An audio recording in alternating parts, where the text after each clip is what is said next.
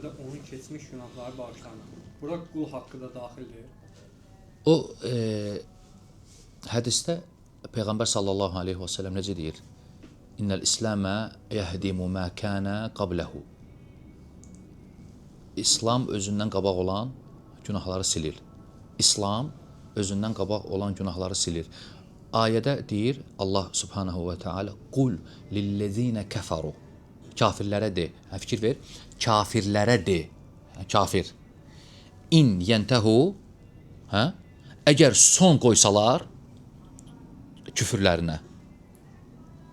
Son qoyublar, qaydırlar. Yuxfar ləhum mə qad sələf.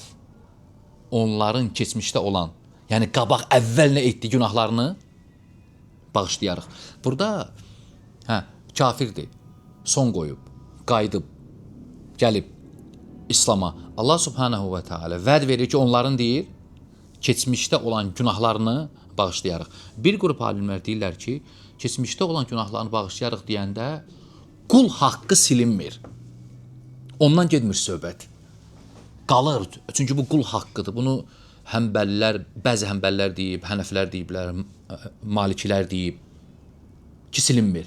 Və bir qrup alimlər deyir, götürüb ayənin zahirini. Yuxfar ləhum mə qad sələf və salam qul haqqıdır içindədir. Ümumluğunda saxlayıblar. Deyiblər ki, ayənin zahiri buna dəlalət edir. Qul haqqı da silinir.